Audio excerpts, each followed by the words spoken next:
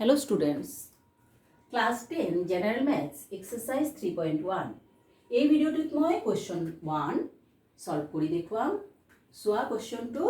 ৰহিমে জীয়েকক ক'লে 7 বছৰ আগতে মোৰ বয়স তোমাৰ তেতিয়াৰ বয়সৰ 7 গুণ আছিল আকৌ আজিৰ পৰা 3 বছৰ পিছত তুমি যিমান ডাঙৰ হ'বা মই তাৰ 3 গুণ হ'ম এইটো আমোদজনক নহয়নে এই পৰিস্থিতিটো বীজগাণিতিকভাৱে আৰু জ্যামিতিকভাৱে বা লৈখিকভাৱে প্ৰদৰ্শন কৰা সোৱা কি কৈছে যে 7 বছৰ আগতে ৰহিমৰ বয়স কিমান আছিল তেতিয়াৰ জীয়েকৰ বয়সৰ 7 গুণ আছিল আৰু 3 বছৰ পিছত ৰহিমৰ বয়স জীয়েকৰ বয়সৰ 3 গুণ হ'ব মানে 3 বছৰ পিছত জীয়েক যিমান বয়স হ'ব তার 3 গুণ হব রহিমর বয়স এই দুটা পরিস্থিতিক আমাক বীজগণিতিকভাবে আৰু জ্যামিতিকভাৱে বা লৈখিকভাৱে প্ৰদৰ্শন কৰিবলৈ দিছে গতিকে সলিউশনটো মই কৰিছো সোৱা ইয়াতে এবাৰ আমি বীজগণিতিকভাৱে কৰিব লাগিব এবাৰ লৈখিকভাৱে কৰিব লাগিব তো প্ৰথমতে মই লিখি লৈছো বীজগাণিতিক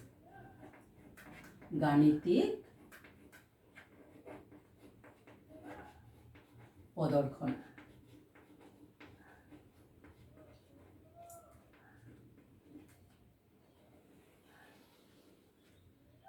সোৱা যেহেতু ইয়াতে 7 বছৰ আগৰ আৰু 3 বছৰ পিছত ৰহিম আৰু জীয়েকৰ বয়সৰ বিষয়ে কৈছে ইয়াত আমি ৰহিম আৰু জীয়েকৰ বৰ্তমান বয়স ধৰি ল'ব লাগিব গতিকে ধৰা হ'ল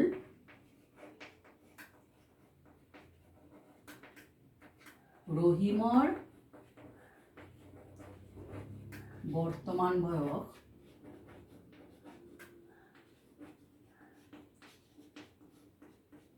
x বছৰ আৰু জীয়েকৰ বৰ্তমান বয়স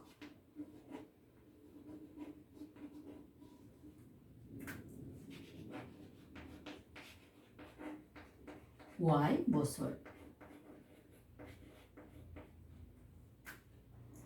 according to question এতিয়া আমি প্ৰশ্ন যেনেকুৱা কৈছে তেনেকৈ কৰিম সোৱা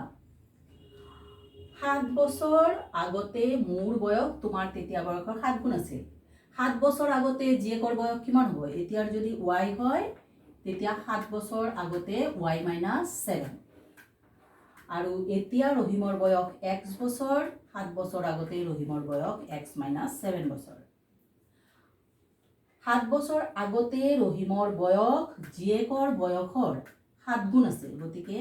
জীয়েকৰ 7 বছৰ আগতে যেটো বয়স আছিল তাক মই 7 ৰে পূৰণ কৰিছো তেতিয়া আমি ৰহিমৰ বয়সটো পাইছো এইটো কৰিলে সোৱা 7 * y 7y plus a minus a minus 7 7 ja 49 equal to x minus 7 ইয়াৰ পৰা সোৱা আমি যদি আটাইখিনি সমান চিনৰ এটা সাইডে লও সোৱা ইয়াতে আছে x minus 7 7y টু এইটো সাইডে লৈ আহিলো plus 7y টু ইয়াত আহি minus 7y হৈ গল next minus 49 to side change কৰাৰ ফলত plus 49 হল এতিয়া আটাইখিনি টাৰ্ম আমাৰ সমান চিনৰ এটা সাইডে আহি গল গতিকে সমান চিনৰ অন্যটো সাইড আমাৰ কি হ'ব 0 হৈ যাব এতিয়া এই ইকুৱেশনটো সোৱা x minus 7y আৰু ইয়াতে সোৱা plus 49 minus 7 কিমান হ'ব plus 42 equal to 0 এইটো আমি পালো 1 নম্বৰ সমীকৰণ আৰু এতিয়া এইটো হল 7 বছৰ আগত আৰু এতিয়া আমি কৰিম 3 বছৰ পিছত আকৌ 3 বছৰ পিছত হেতু কি আছে y প্লাছ 3 জীয়েকৰ বৰ্তমান বয়স y বছৰ তাৰ লগত আমি 3 প্লাছ কৰিছোঁ আৰু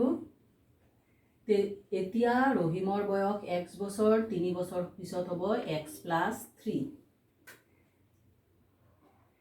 3 বছৰ পিছত ৰহিমৰ বয়স জীয়েকৰ বয়সৰ 3 গুণ হ'ব গতিকে 3 ৰে আমি গুণ কৰিব লাগিব ঠিক আছে ৰহিমৰ 3 বছৰ পিছত ৰহিমৰ বয়স হ'ব 3 বছৰ পিছত জীয়েকৰ বয়সৰ 3 গুণ এতিয়া চোৱা 3 into y 3y plus 3 3 ja 9 equal to x plus 3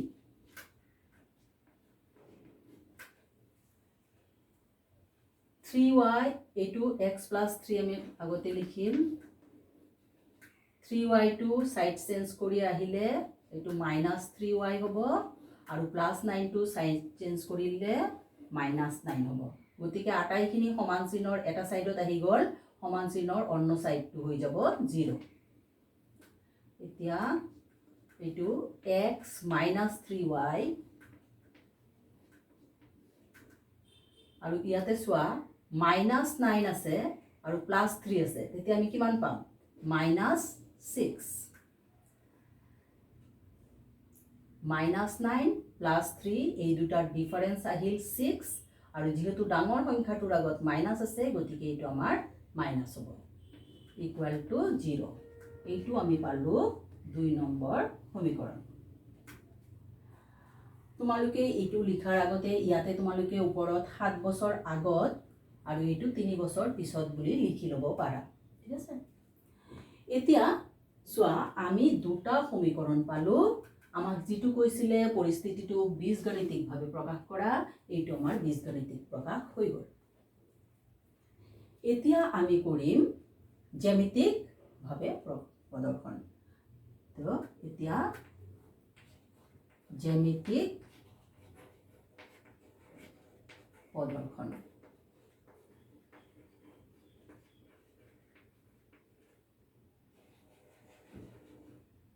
চোৱা আমি 1 নম্বৰ সমীকৰণৰ পৰা পাইছো এটো তো আমি লিখিব পাৰো from 1 কি পাইছো আমি চোৱা যদি x plus 42 এটা সাইডত ৰাখো x plus 42 ইফালে 7y2 আমি রাইট সাইডে লৈ গৈ আছো তেতিয়া -7y2 +7y হৈ আহিব নেক্সট স্টেপত আমি যদি y2 এটা সাইডে ৰাখো তেতিয়া হলে সোয়া আগতেই ইয়াত আছিল আমাৰ x +42 আৰু ইয়াৰ পৰা 7 টো যেহেতু y লগত এটো ইনটু হৈ আছে সাইড চেঞ্জ কৰিলে এটো ডিভাইড হৈ আহিব সোয়া এখিনি আমি পালো আৰু এইটো সমীকৰণৰ পৰা from 2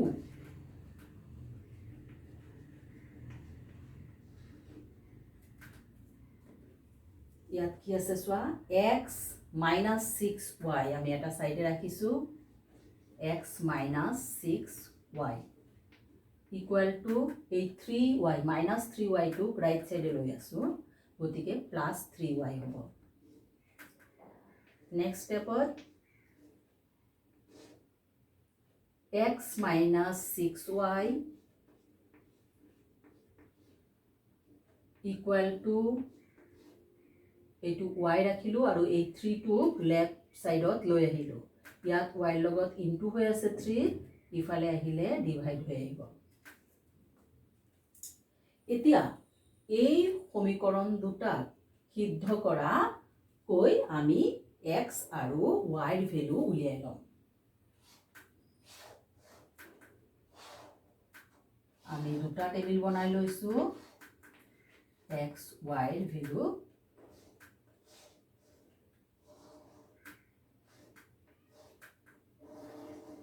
গতিকে প্ৰথম সমীকৰণটো সিদ্ধ কৰাকৈ আমি x আৰু y ৰ ভ্যালু প্ৰথমতে উলিয়াই লম সোৱা x ৰ ভ্যালু যদি আমি 0 ধৰো ধৰা আমি x ৰ ভ্যালু 0 ধৰিলো তেতিয়াহ'লে কি হ'ব চোৱা ইটো আছে x প্লাছ 42 ডিভাইডেড বাই 7 xৰ ভেলু আমি 0 ধৰিছোঁ 0 plus 42 divided by 7 equal to y এই সমীকৰণটোতে কেৱল xৰ জাগাত আমি 0 লিখিছোঁ এতিয়া চোৱা 0 প্লাছ 42 কিমান হ'ব 42 7 এৰে 42 ডিভাইড কৰিলে কিমান পাম 6 পাম হয়নে তো এই 6 তার মানে y ইকুয়াল টু তোমার কি হল 6 তো এই y ইকুয়াল টু কি হয়ে যাব 6 নেক্সট ওয়ান এইবার মই x এর ভ্যালু ধরা 7 ধরিলো 7 plus 42 divided by 7 equal to y 7 plus 42 কিমান হ'ব 49 49 ক 7 এৰে ডিভাইড কৰিলে আমি y পাম 7 এৰে 49 ক কিমান বাৰ যাব 7 বাৰ যাব 7 7 যে 49 তেতিয়া হলে y ইকুৱেল টু আমি পালো 7 যেতিয়া x ৰ ভ্যালু আমি 7 ধৰিলো তেতিয়া y ৰ ভ্যালু পালো আমি 7 ঠিক আছে এতিয়া এই সমীকৰণটো সিদ্ধ কৰা বিন্দু দুটা হ'ল 06 আৰু 77 নেক্সট আমি 2 নম্বৰ সমীকৰণটো সিদ্ধ কৰাকৈ দুটা x আৰু y ভ্যালু উলিয়াই লম দুজোৰ সো ইয়াতে প্ৰথমতে ধৰা আমি x ৰ ভ্যালু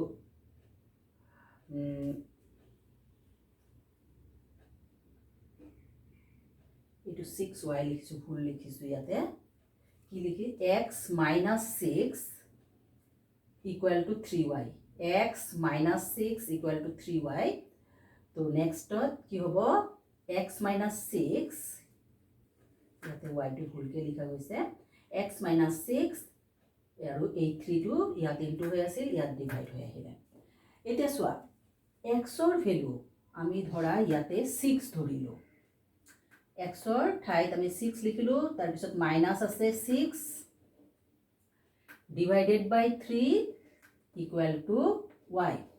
it is 6 minus 6 কিমান 0 divided by 3 equal to y 0 divided by 3 মানে কি 0 0 divided by 3 0 যে কোনো সংখ্যাৰে যদি আমি ভাগ কৰি দিও 0 ই হয় তেতিয়া হলে y এৰ ভ্যালু হল 0 x এৰ ভ্যালু যেতিয়া আমি 6 ধৰিলো y এর ভ্যালু পালো 0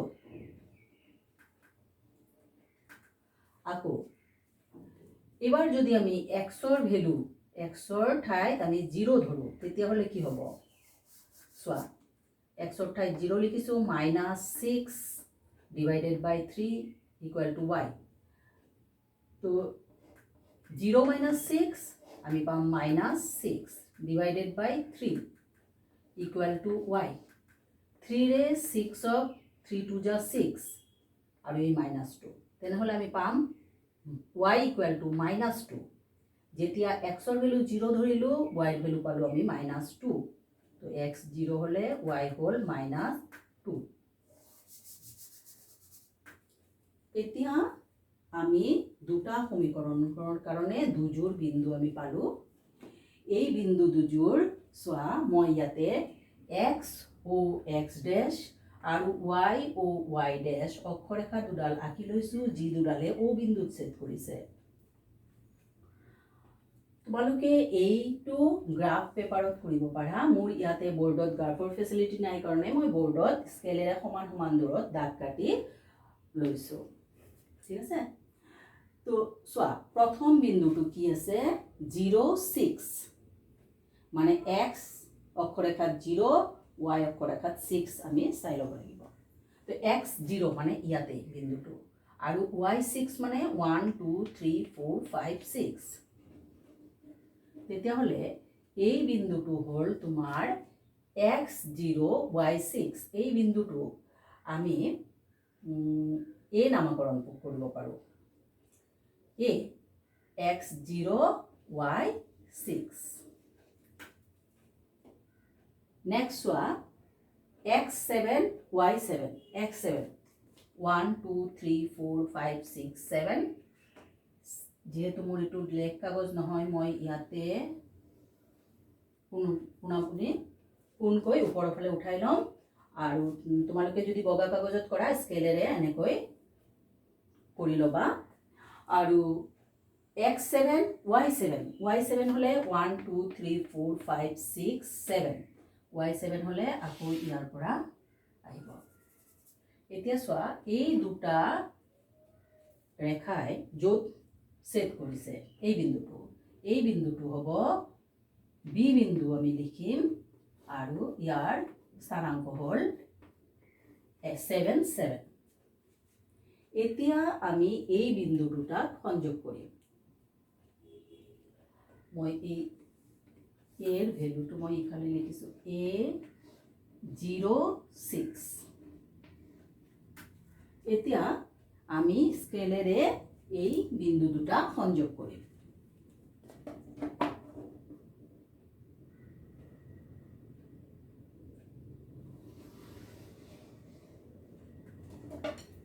চোৱা আমি এডাল সৰল ৰেখা পাইছো এই বিন্দুটো 06 আৰু 77 এই বিন্দু দুটা সংযোগ কৰাত আমি এডাল সৰল ৰেখা পাইছো যি সৰল ৰেখাটো আমাৰ এই 1 নম্বৰ সমীকৰণৰ লেখ গতিকে সমীকৰণটো আমি ইয়াত লিখি দিম x - 7y + 42 x - 7y + 42 = 0 সমীকৰণৰ লেখ এটা নেক্সট চোৱা 2 নম্বৰ সমীকৰণৰ কাৰণে আমি বিন্দু দুটা পাইছো 6 0 আৰু 0 - 2 তো 6 0 1 2 3 4 5 6 6 0 0 মানে ইডাল ইয়াতে থাকিব y 0 তো এটো x অক্ষৰতে থাকিব তো এই তোৰ তোমাৰ এই বিন্দুটো আমি ধৰা নাম দিলো c বিন্দুটো 6 0 c বিন্দুটোৰ স্থানাংক 6 0 আৰু 0 - 2 x 0 y - 2 হলে 1 2 তোমালোকে ক্লাস 9 তে পাইছা যে এই যে স্থানাংক বিলাকৰ মাইনাস বা প্লাস হলে কোন ফালে যাব মই কৈ আছো এটো ডি বিন্দু এই বিন্দুৰ স্থানাংক হল 0 - 2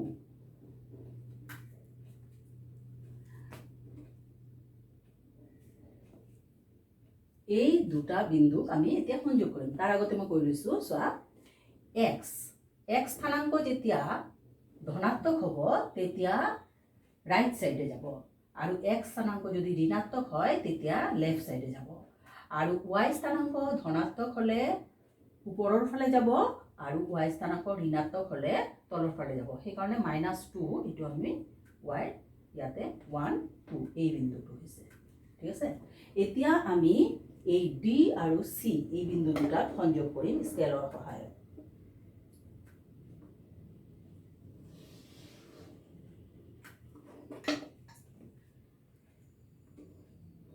ইয়াতো আমি এডাল সৰল ৰেখা পালো যি সৰল ৰেখাটো তোমাৰ 2 নম্বৰ সমীকৰণৰ লেখ 2 নম্বৰ সমীকৰণটো আমাৰ আছে x - 3y - 6 = 0 এই সমীকৰণৰ লেখ এডাল হ'ল ঠিক আছে এনেকৈ আমাৰ জ্যামিতিকভাৱে প্ৰকাশ হ'ল আৰু এইখিনি কথা আমি অলপ লিখিব লাগিব মই ইয়াতে তোমালোকে এইখিনি তুলি লৈছা নিশ্চয় বীজগণিতিক প্ৰদৰ্শনখিনি মই এইখিনি মুছি ওপৰৰ ফালে কিছু লিখিম মই মুছি দিছো এইখিনি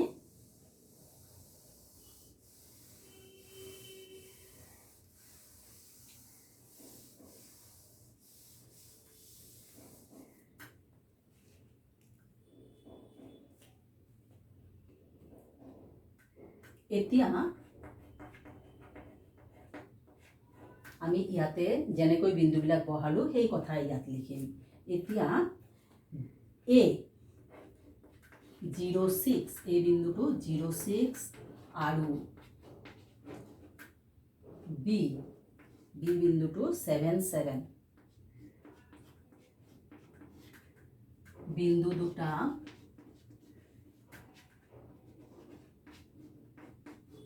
কাৰ্টেছিয় সমতলত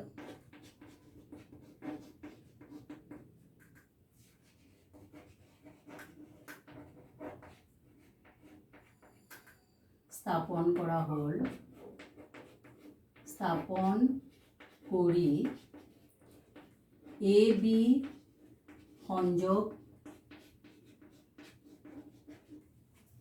কৰাত ইয়াতে আমি নাম দিম এইটো PQ, ঠিক আছে।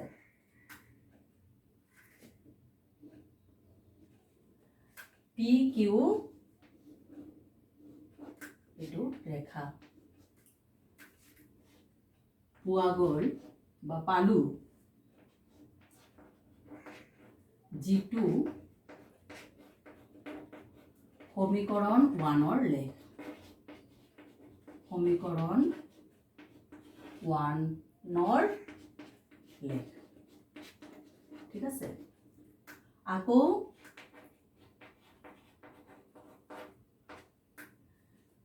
C বিন্দুটো 6 0 0 আৰু D বিন্দুটো 0 - 2 0 - 2 বিন্দু দুটা কাৰ্টেছিয়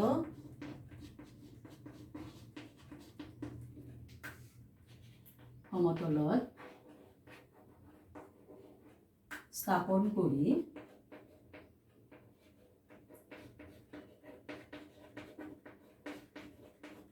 CD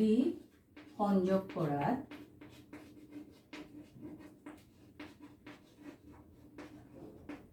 আমি এইটো নাম দিম S আৰু T। এইটো S, এইটো P। ST ৰেখা পালো, যিটো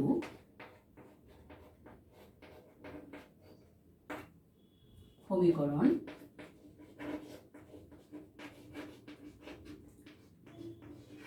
2ৰ লেখ, ঠিক আছে। এনেকৈ আমাৰ